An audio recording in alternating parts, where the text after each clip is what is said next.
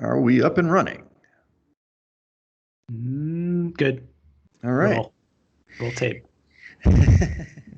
Welcome to the Side Action Podcast, episode 78, episode 9 of season 3.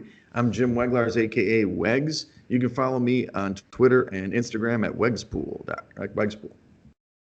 This is Steve Roberts, aka Action. You can follow me on Twitter at 31sroberts. Follow the podcast at Side Action Pod on Twitter and also on YouTube. So, Action, how was your Halloween weekend? Did you get dressed up? Did you have, like a Ferndale party over there? No, none of that. It was very uneventful in Ferndale. I didn't see any trick-or-treaters out. In fact, I don't know if they had some sort of alternate thing going on in town, but we had Well, zero come by the house. So it was a quiet night. gotcha. How about you? Big Halloween plans on your side? Well, not a lot of Halloween plans, as I kind of mentioned before the podcast. I had a kind of a wild weekend, but in the end, and having a wild visit here too, I have a friend in from out of town, road tripper. So it's been a wild few days. I had a little more to drink than I normally do, but that's okay. All good. Looks like I'm going to get my car back now, which is nice. Um, and I'm back in my home studio. And although you're in your Asheville studio over there, I can see that out of town. That's right. The Hyatt Place, Asheville. We Nice. picked up yesterday and took a little road trip here through the Smoky Mountains. Did some hiking today Nice. and a little bar hopping this afternoon and some breweries here in town. So it's a cool place. It's a lot more built up than I expected. Yeah, I've So heard really good things about Asheville. My old boss used to go there pretty much every year. He did a cycling trip in those mountains, and it's supposed to be like an cool. artist type community. Hmm. A lot of cool shops and stuff. So that's great. That's awesome. Good part of the. I haven't been there myself, but I like that part of the country. I will give you the Shockers update. We finished the season undefeated. We won our doubleheader. We played the first team. Your cousin had a terrible first half again. Somehow we were able to overcome it. His first drive, pick six. That was exciting. And we were down 14 to nothing in that game quickly. But luckily we came back and good for me. I had my first pick six in like 10 years, Action. Nice. Playing corner, you get a chance to return it to the house. And I got us. And we only won 33-22 in that first game. So that was a critical score. In the How second long game, was the return? oh, like whatever, 15, 20 yards. It was only like Okay. first down or something, That's So that's it's, something. yeah. Got the wheels going. In game two, your cousin was QB1 was much more primed and played his normal level. I think we scored every time we had the ball or something like that in the second game. So maybe one pick. I know actually they had a pick of the 2 point conversion and ran it back, but I think we won the game like 56-14 or 56-16 or something. So Wow. Blowout City. yeah, and unfortunately we don't play this weekend for our Shocker faithful. They have the Turkey Bowl this weekend, and then they're going to do the playoffs next weekend, the 14th. So gotta wait this week. Hopefully I can still be standing after drinking 5 of the last 7 days. I'm sure the weather will be beautiful in mid-November in Chicago. So Oh yeah. Well, what's funny is it's 70 degrees here today. It would I have been know. this weekend. It's gonna be 65. Next weekend will be at least 40. You know what I mean? So Yep. what you gonna do? All right. Well, on to the episode here. Let's give a massive COVID update. Not a lot of industry updates these days. It's just COVID stuff. We had two Bears offensive linemen test positive this week. That's great. We had Andy Dalton. He gets knocked out with concussion with the Cowboys, and now he tests positive for COVID. So he's not playing again. Um, you've got Marlon Humphreys from the Ravens testing positive, and then you said six additional players on the COVID list. Is this only on the Ravens?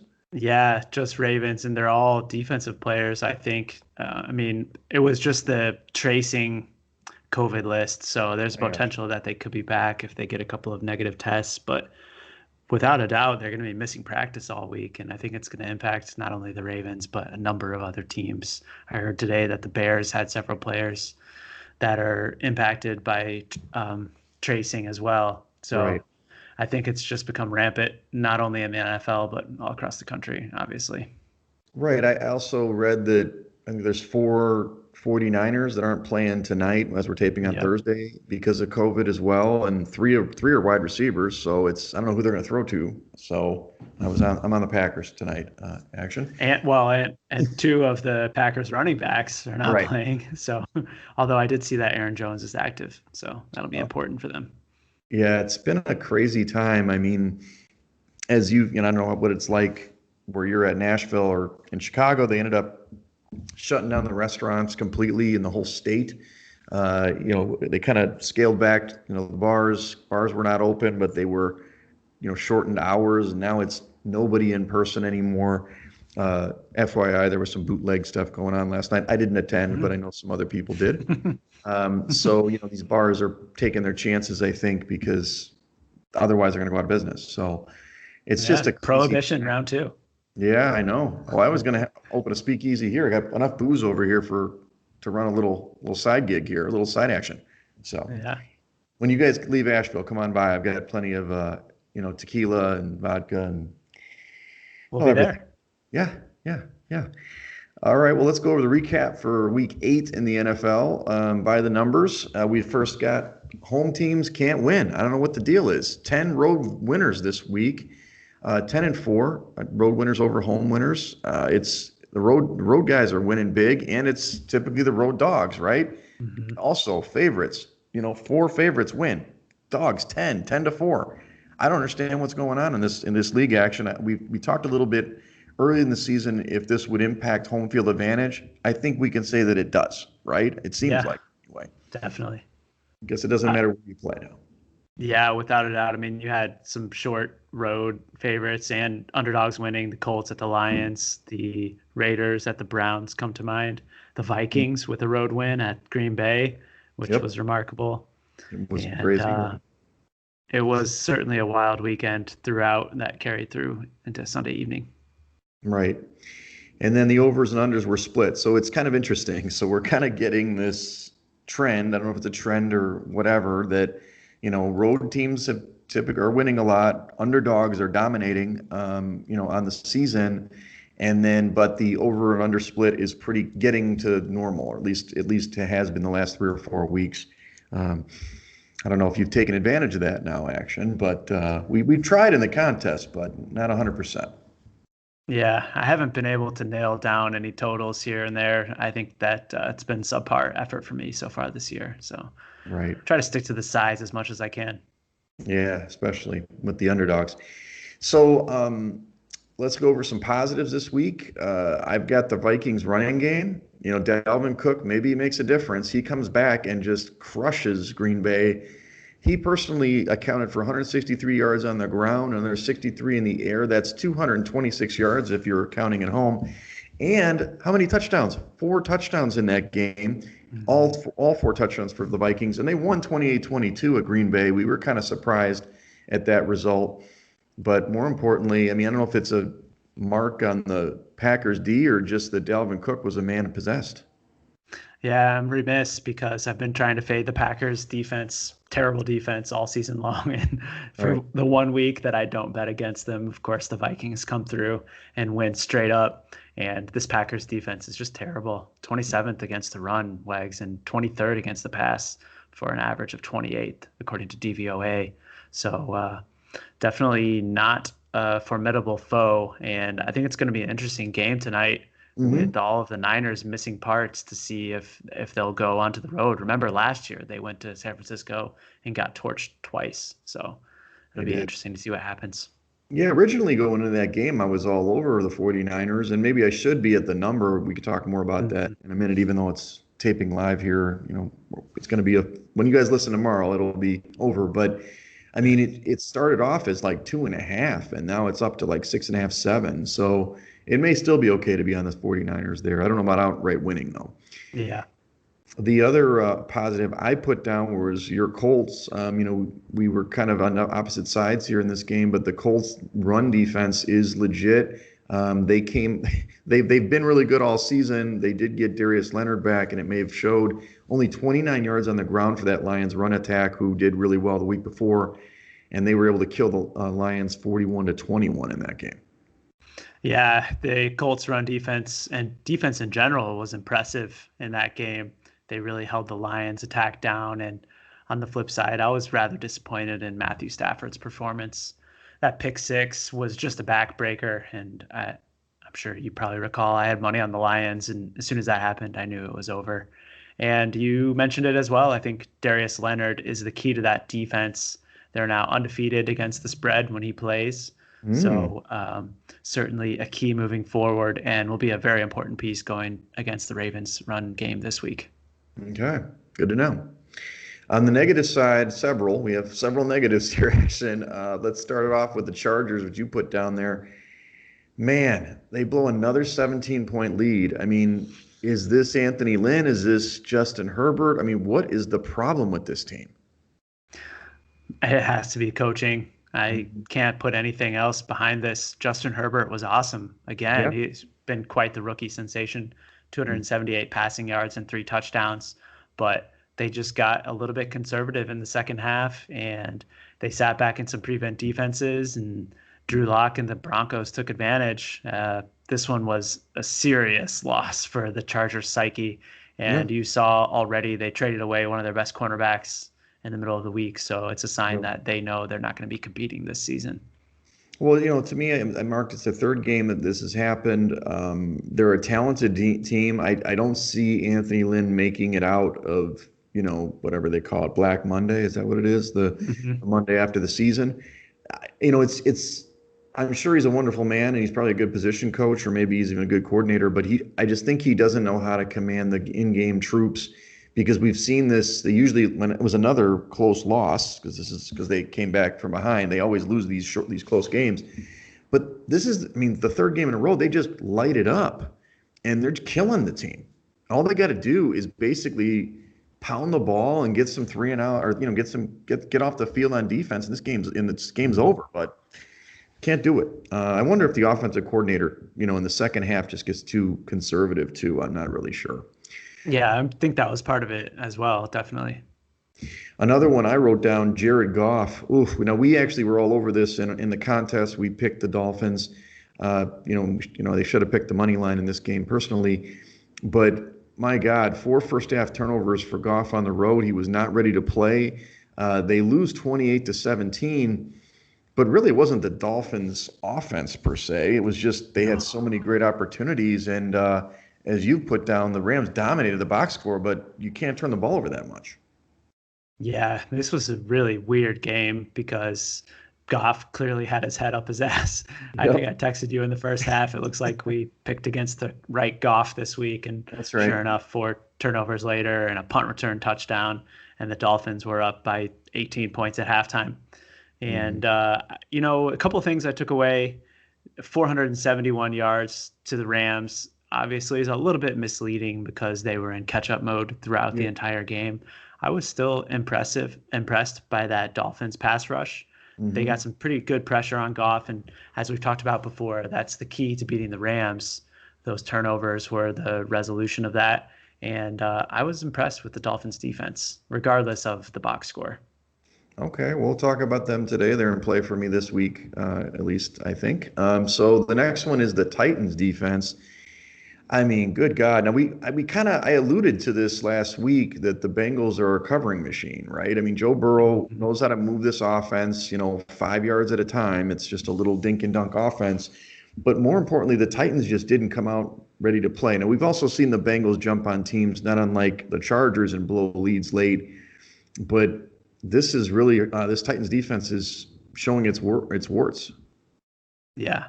Yeah, I was supremely disappointed in the pass rush with 4 missing offensive linemen for the Bengals. I Hmm. thought for sure that the Titans D line would get some pressure on Burrow, and that just never happened.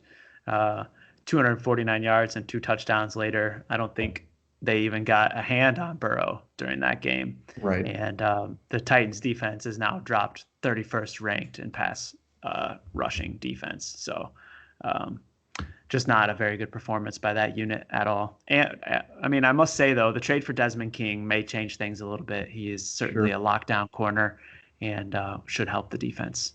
Right. Last one. I mean, this is just kind of kicking them when they're down. The Cowboys stink.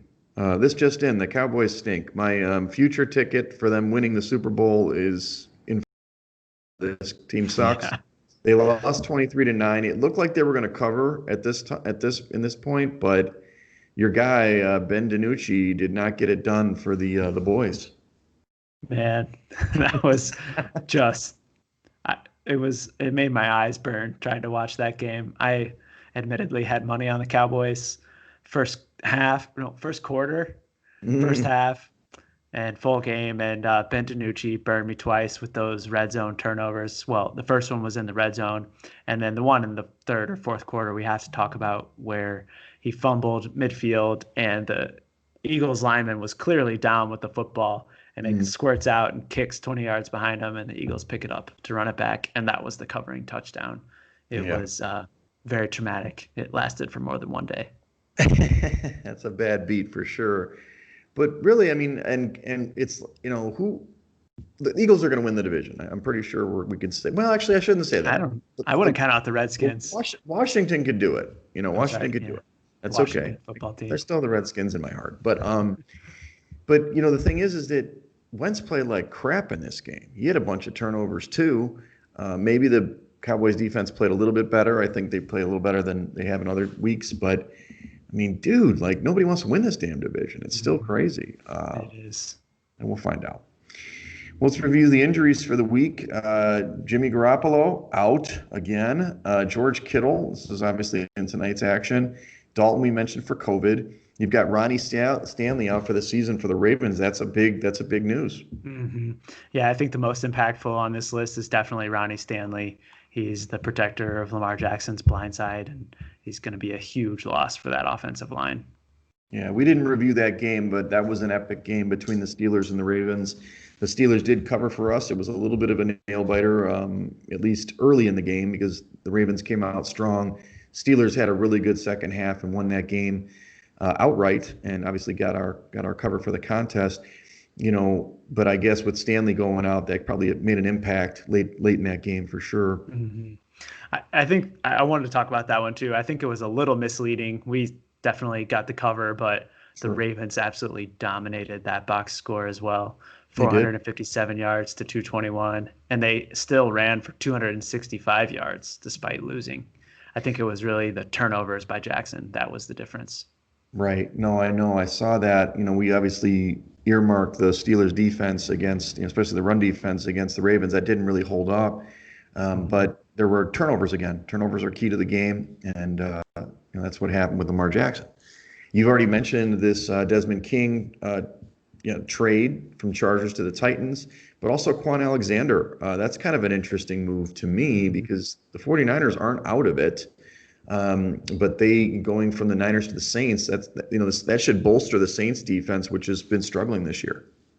Yeah, I thought it was a little bit interesting to see that the Niners trading away one of their best defensive players when Quan Alexander, and certainly doesn't feel like they're out of it, but it might give you a little bit more indication about how long-term some of these injuries might be on the offensive side of the ball. Right. The last note you have, it's the Minshew era. I guess it's over for the time being. You've got rookie Jake Luton. Is that how you say it? I don't know. Luton. Luton. Oregon State. Not gonna last very long. That's for sure. Well, all I know is they love their Pacific Northwest quarterbacks here, going from Washington State to Oregon State now. So we'll see what happens. That obviously will affect that game when they play Houston this week in our previews. That's what they call a transition action. Yeah, nice The Week 9 previews are upon us. We've already talked a little bit about the game that's going on now. We won't touch too much on it. Just that Green Bay opened up as more like a pick and then floated all the way up to 6.5. So that's an interesting line move. Probably not warranted, but you'll find out the results when you listen to this. Yep, definitely dog or pass. I just can't. I for one can't see Green Bay going into San Francisco and just lighting the world on fire, especially after last season. But we shall see. We'll see. Okay, well, let's jump into this one. This is an interesting game. The Bears are going to Tennessee. Tennessee's lost 2 straight. The Bears look terrible against the Rams and played really well against the Saints. The Titans open as a 6.5 point favorite at home. The total was 46, and that's basically about where it's at now in the contest. It's 5.5 and 46.5. So, what's interesting is that the circle line? It's 5.5. Oh no, I'm sorry, I read the Six wrong and a mark. half. Six and a Yeah. half. Okay, Yeah, in the middle. that's what I thought when I saw the circle line. I was telling my dad. My dad actually asked me some questions about football. It's awesome. We talk about Nice. football all the time. But he's asking me some picks. I'm like, I'll send you the podcast again, Dad. You can subscribe at any time. It's only been the third season. So You could be our 8th listener. exactly right, exactly. Our eighth listener on YouTube, right? But I would say when I first saw the number at 5.5. I was like, maybe Tennessee there. I mean, the Bears have played pretty good D. 6.5, I kind of like the Bears now. What do you think about that? Yeah, I mean, they're definitely the side I would look to in this game. I don't think that you could talk me into the Titans, that's for sure. But the concern I have is just the offensive line. The 2 tackles I think are down, and even Yeah, the backup tackle on the left side is going to be out too. So now they're down to a third string tackle on one side, and yeah, that's true. I don't think that Foles is going to have time to really throw the football. Not that Tennessee has any sort of pass rush. I mean, we just talked about that earlier, but Right. it's still the NFL, and I'm not sure they're going to be able to do much in the air against the Titans.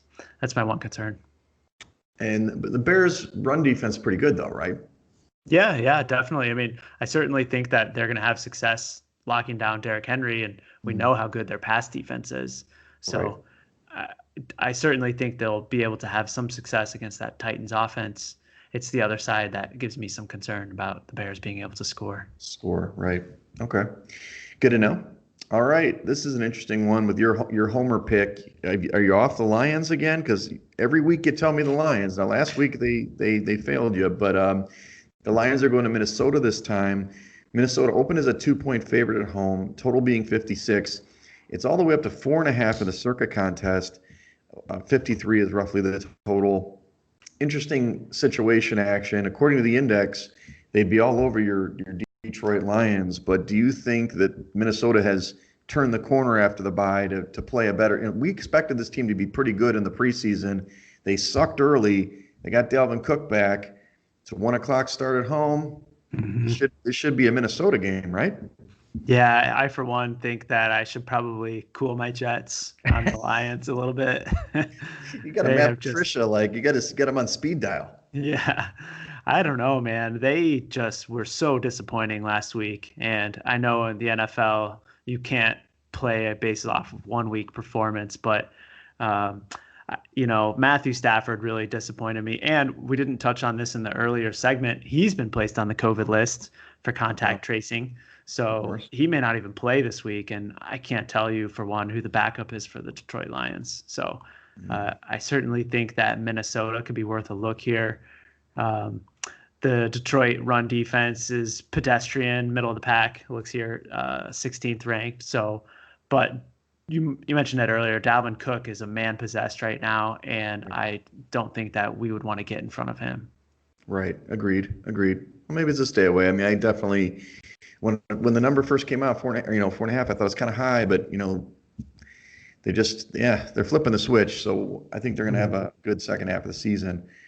Next game, the Giants are going to Washington, your Washington football team, and they opened as a 41.5 total, and now it's down to 2.5 in the contest with the same total.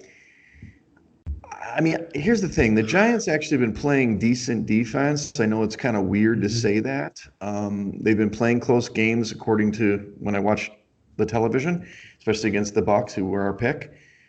But I'm on the Redskins here, man. Aren't they? They're better than this Giants team, right? Yeah, man, I don't know. I actually, full disclosure, I grabbed the Giants side at 3.5 on the Hmm. open. Sure. And I think the Giants, I've been impressed with how the Giants have been playing hard the last couple of weeks. This is a team that certainly could have packed it in Sure. after the injury to Saquon Barkley. And they're showing some heart for Joe Judge. They are. And despite Daniel Jones turning the ball over a ridiculous amount, they're He's, still staying in games, and I think that was an impressive cover against the Bucks on Monday. he also can't hit a deep ball if you watch the Monday night game. He had guys open Yeah. all over the field, can't hit the deep ball. They probably could have won that game easily, actually, if they hit two or three of those. It's okay. So right now I mean, the number doesn't intrigue you, the 2.5 versus what, I mean, 3.5 makes sense for you, Yeah, but 2.5 yeah, is a two good and number. it is a totally different story. I certainly agree with that. I think the question is, do you think that the Redskins will be able to protect Kyle Allen and keep him upright, because he is one that can turn the ball over just as easily as Daniel Jones, and certainly has a little bit of a fumble problem. His little And baby I hands. mean, do you think that the Washington team will be able to move the football on the Giants D? I'm trying to think. These guys haven't played yet, right? I don't believe This, so.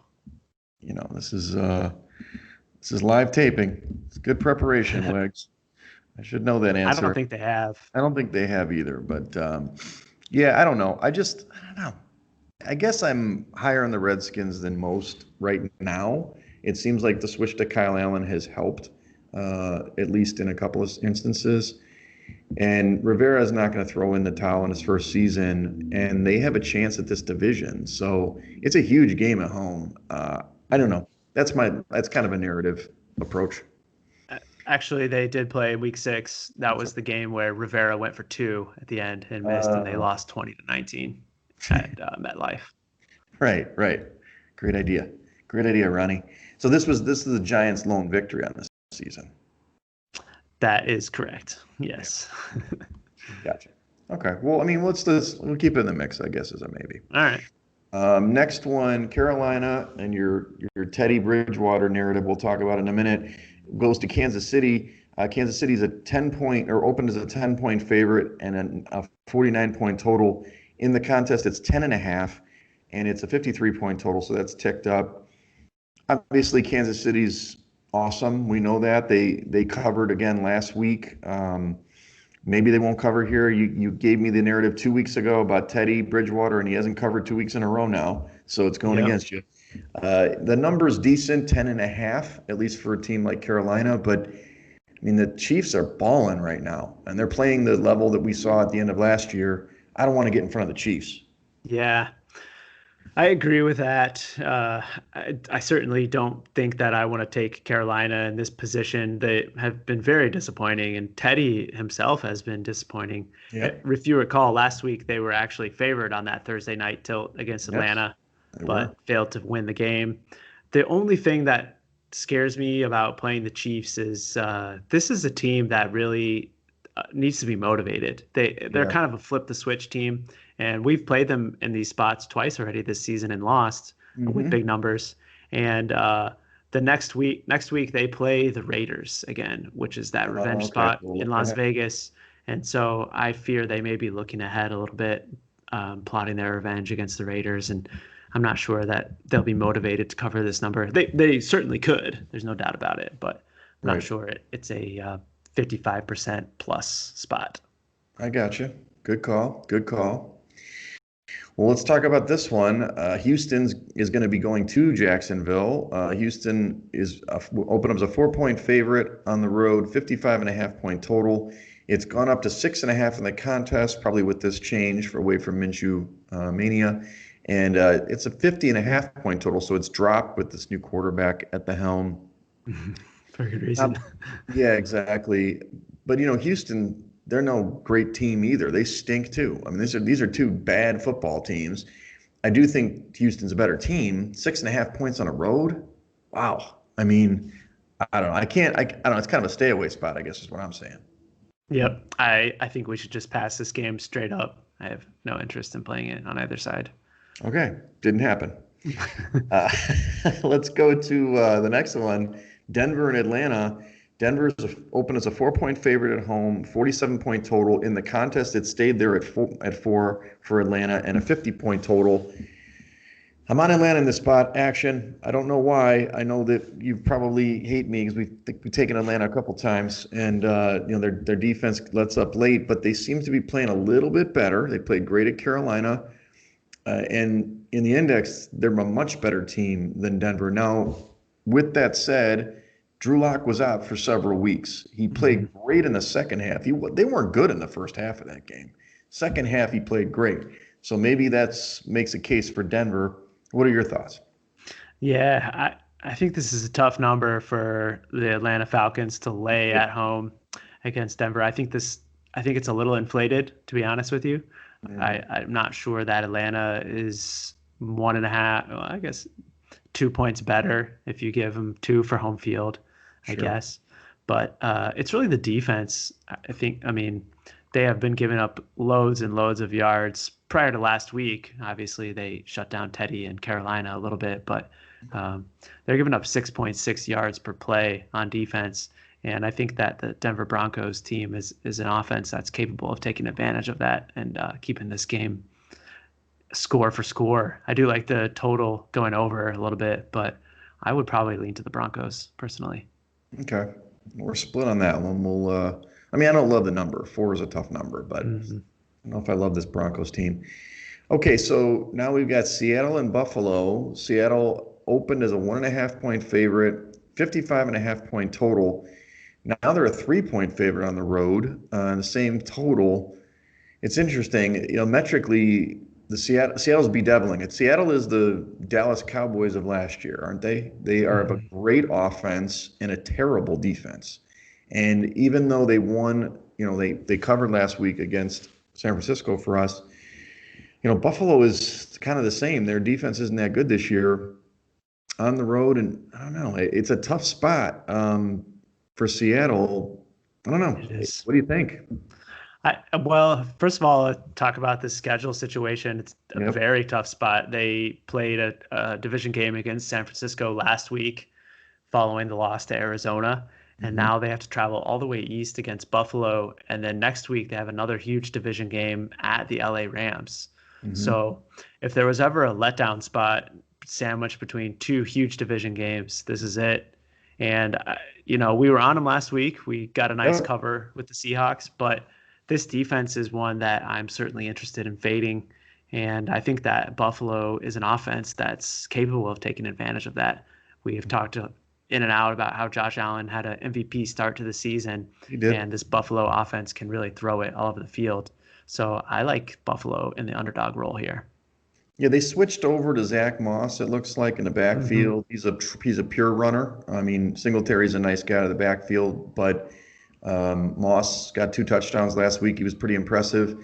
The Seattle defense, I mean, Diggs can beat the Seattle secondary. So, is that total too high though? 55.5, or is that right on? No, I don't think so. I expect a fair amount of points in this game, provided that there's no crazy weather like there was last week, which I don't believe that's in the forecast. So if I would gonna play the total, it'd be over. Okay. The next one is a little bit interesting because it's blank. Baltimore is going to Indy. Uh, I guess what do I show as the opener there? I guess it opened at 4, I think, for That's Baltimore, correct. Yes, and then I I saw some fours. 1.5 is now the line. Which, honestly, when I saw 4, I was really excited about the Colts here. 1.5 is probably right. I'm seeing the total at 47. I don't know what you're seeing it at. Mm-hmm. So originally I was on the Colts here. They're very close in the metrics. They're really two very good football teams that should both probably make the playoffs. The Colts' run defense is excellent, right? I mean, that's what the Ravens do. I mean, we know that Philip Rivers, though, against pressure, can just cough it up at any turn. Are you on the Colts this week? Yeah, I definitely am. I think that Baltimore has not really proven anything in teams that are on their level this season. Mhm. And while That's true. I'll agree that Indianapolis probably should be a tick or so below, the Baltimore has only been getting margin against opponents that they're supposed to. I mean, you've Yeah. gone back and look at their spreads this season, and they're only 3-4 ATS, and they've lost some games where the spread was close. Mhm. Kansas City, um, Philadelphia, and Pittsburgh Yep. non-covers. So this is another really close spread, and I think that Indianapolis has shown an ability to stop the run this season. And I think, especially with Darius Leonard now back healthy, they should be able to shut down the Ravens and win this game. 1.5 is not 3, but Right. I guess you're banking on the Colts pulling this out in a victory. And I don't know about you, but I think they can get it done. I think so too. I think that it's all about Rivers. Is he going to turn the ball over? If he doesn't turn the ball over, they're going to be right in this game. I like the under in the game. 47 seems high with these two defenses, especially the way the way they want to play. I mean, obviously things can change with some turnovers or pick sixes, with Rivers involved. But that's to me the biggest, I guess, pause on the game is that will Rivers play under control and will they be able to run the ball? Because they got to run the ball too against that Ravens front. And I True. mean, Steelers didn't do a great job last week, but Connor ended up getting it late. We'll see. I mean, I definitely think the Colts are in play for the contest for us. We definitely need to check on those defensive players to see who's going to be in and out on Sunday. I think that part of this line move down was likely due to those players' inactivity and potential missing from the game. So if they're in, you may actually see a little bit tick back up, and obviously that would lead us to a non-value play here. Right, right. Okay, so the next one is Vegas is going to the Chargers. A nice divisional matchup here. The Chargers open as a 1-point favorite, 53.5 point total. In the contest, it's down to a pick. So you just pick the game. Same total, about 53 now. It's funny, I'm not, I love the Chargers. We've picked the Chargers several times the last couple of years. I'm a huge Justin Herbert guy. I've been on record with that. I don't know. That Vegas team is so weird. Like they played really good defense last week. I know it was rainy in Cleveland, but that team usually doesn't play defense. And the Yeah, Chargers should be able to score, but I just can't trust Anthony Lynn anymore, man. I know. I really have a hard time betting on the Chargers too. But you're right. I mean, the Vegas defense is 31st in They're terrible. DVOA.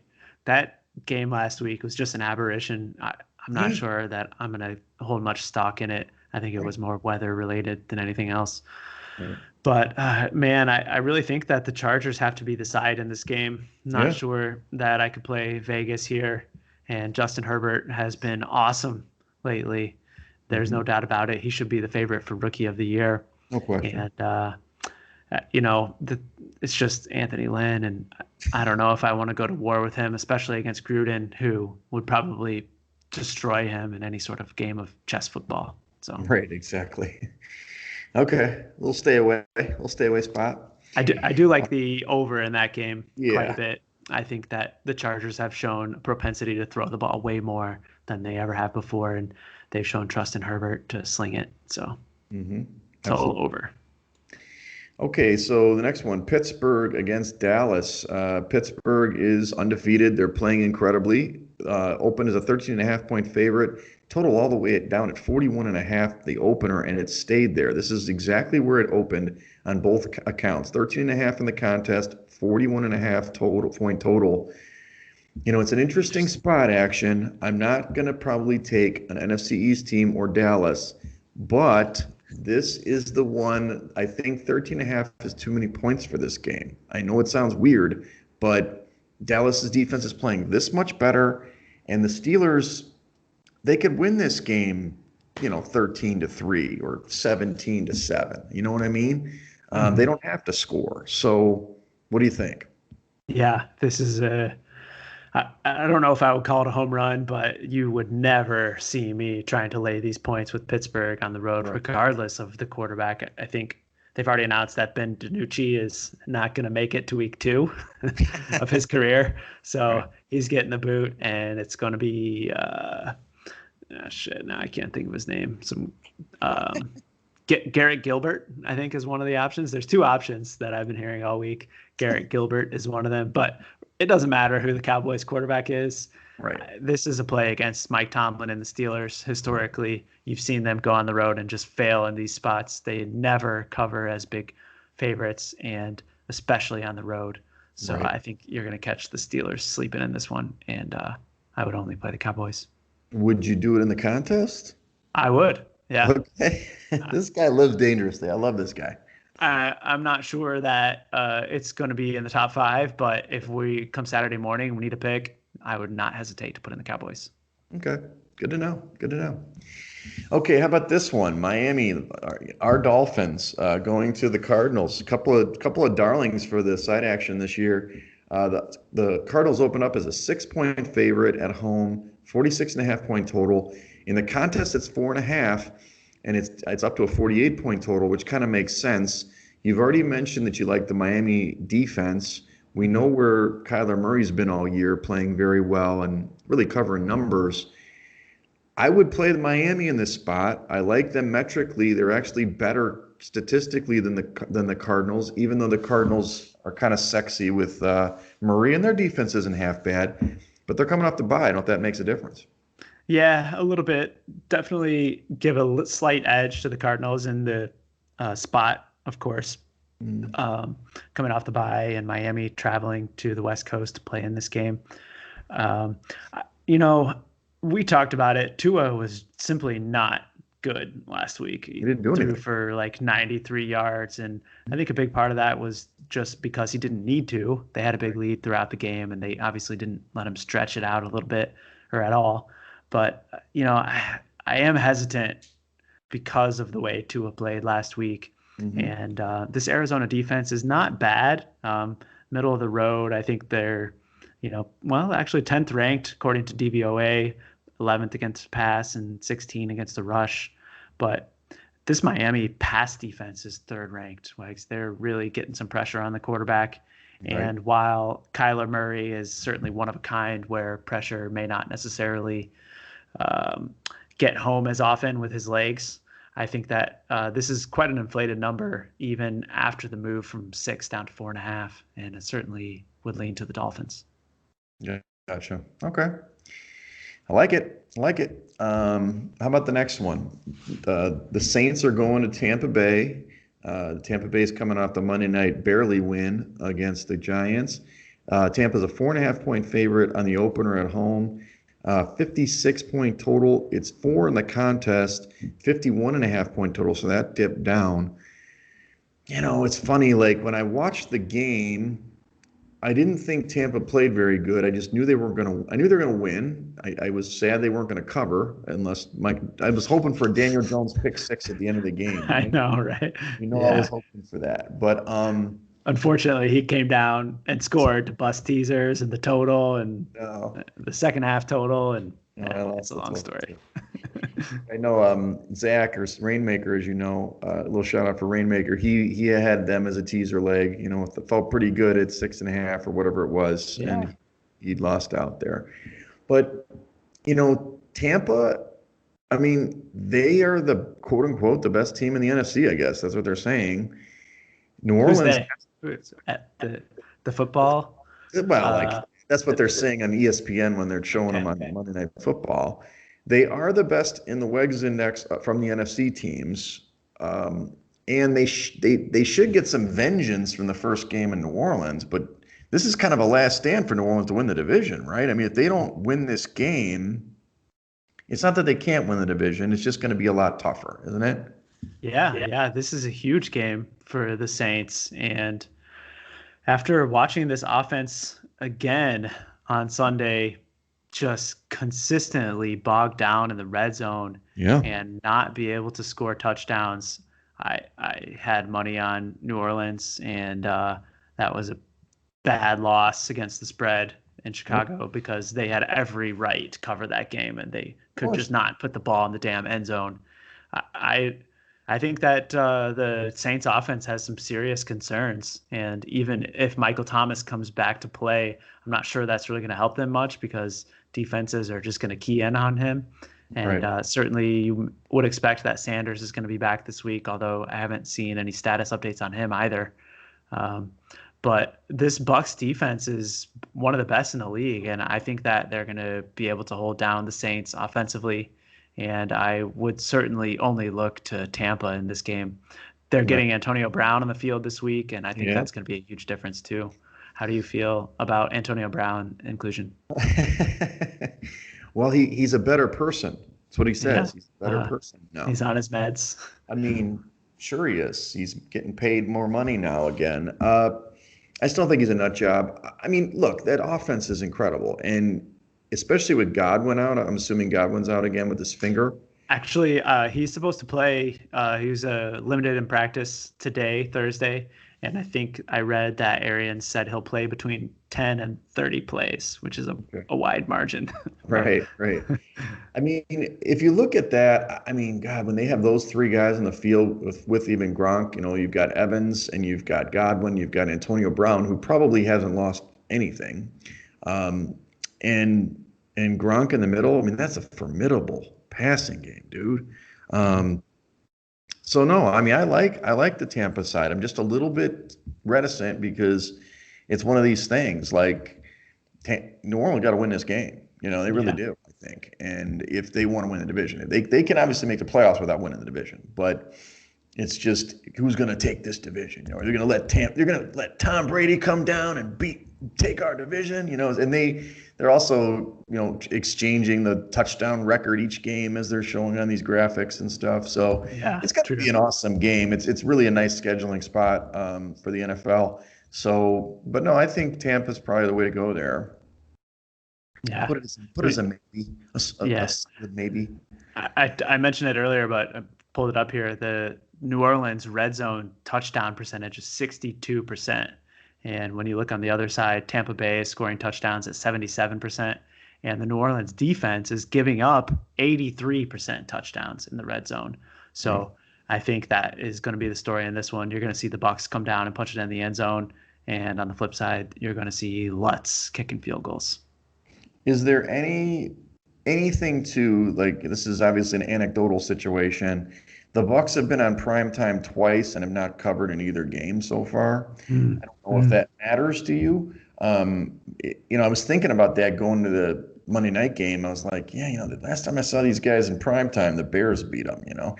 Now I do think they step up to the competition. I think those were Mhm. step downs in a way, but I don't know. It's going to be a hell of a game either way. So Brady missed a ton of easy throws on Monday night. I yeah, can remember thinking like 5 or 6 times, like, what the hell? He just missed a wide open receiver. He had Miller in the flat sometimes and yeah, just threw it way over his head. So yeah. I Early in the game, he fully was. expect I expect that Brady's going to be on point this Sunday. Okay. Okay. There's our ambulance. Okay. Right on time. Right. All right. Last game on the card. The Patriots going to the Jets. The Patriots have lost how many games straight? Four, three, four now. They're 7 point. They opened a 7 point favorites on the road at the Jets. 41.5 point total. In the contest, it's 7.5 and up to a 42.5 point total.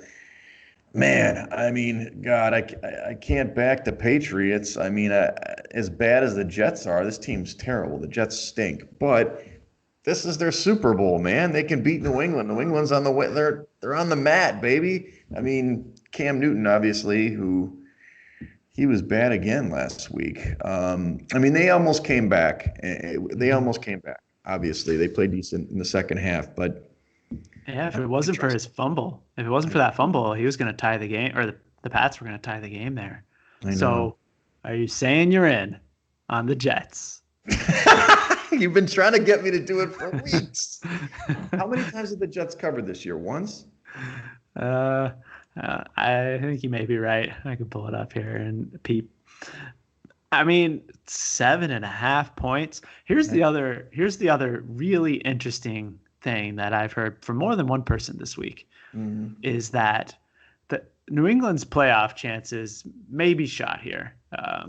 They're what, Two and two five. wins? Is it 2 wins? Holy Two shit! wins, dude. Yeah, They haven't won it since is. week 3 or week 4. And regardless of 7 teams, maybe 8 getting into the playoffs this year, I think that Belichick is understanding that this team is not going to go anywhere come playoff time.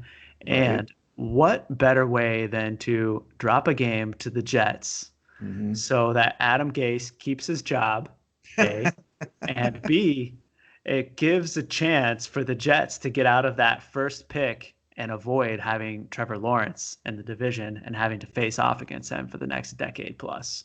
So he's going to lose to the Jets so they don't get Trevor Lawrence, is what you're saying. Possibly. But he doesn't have to lose. All we need is the Jets to cover 7.5 points, Well, I which, mean, look, it's the right side action. I get it. And, we talked about well, 2 weeks ago that was the cover, wasn't it? I think it was 2 weeks ago because last week was against the Chiefs, 19 and a half or 20. And of course, the Chiefs still covered.